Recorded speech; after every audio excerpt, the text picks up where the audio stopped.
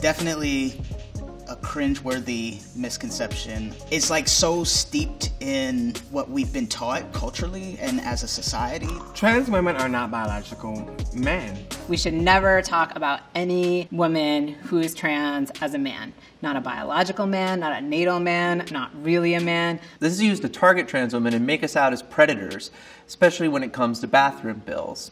The reality is that a trans woman's biology is a female biology. It's the system that's causing friction to divide us as women and friction to divide feminists to feel like there has to be some separation, or that my trans womanhood and your cisgender womanhood makes us in competition, or one of us is trying to take up more space, when the conversation should be we're all women. It's just my journey is a different journey. According to a video produced by Teen Vogue, and I quote directly, it's totally wrong to believe people are born male or female.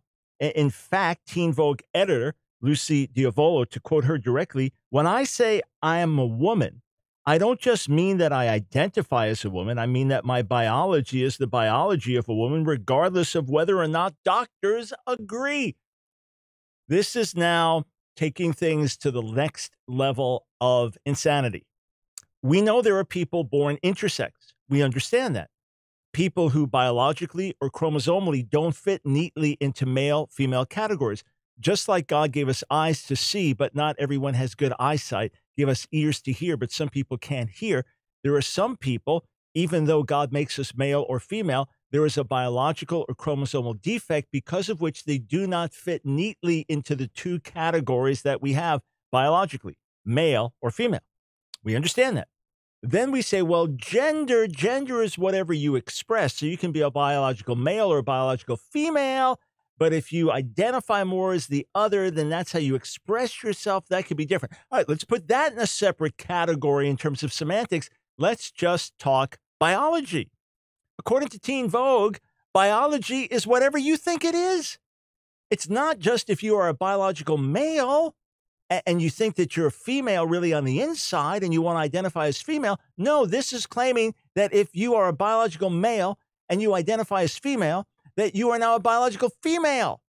That would mean I could just as readily identify as a bat or a mouse or an elephant or a tiger or a spaceship or anything, and that is what I become.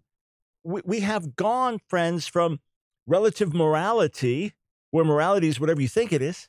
Then from there, we've gone to relative truth. I have my truth, you have your truth. So we have relative morality, relative truth. Now we have relative reality. Reality is whatever I say it is. To come back to sanity here, yes, there are people who are intersex, biologically, chromosomally, upon whom we have compassion because they have a problem that does not line up normally and they don't fit in normal categories. And then there are those who struggle on the inside. We have compassion on them too. A 5-year-old boy truly believes he's a girl on the inside. We have compassion on that child and we help them find wholeness from the inside out. And then there are those that are simply denying reality. So back to reality. From the womb, boys are different than girls. From the womb, there are distinctions, all right? Unless it's less than the 1% intersex where there are some abnormalities, there's going to be a distinct and definite chromosomal difference from the womb.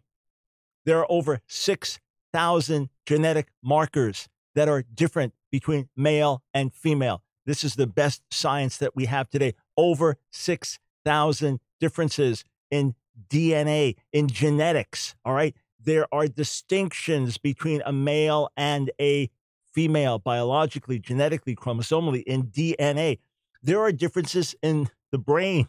As the brain develops, there are distinct differences between male and female. And then check the plumbing. There are distinct differences between male and female there. Oh, and not only so, let's say you take a biological male, all right, and you put him on a deserted island, a biological male, with another biological male who identifies as a biological female. I guarantee you they will not produce any children because two biological males or two biological females cannot reproduce physically, no matter what they identify as. Let's get back to reality. Oh, and a word to parents of teens. If there is any publication that you want to steer your kids away from that is designed for teens, it is Teen Vogue.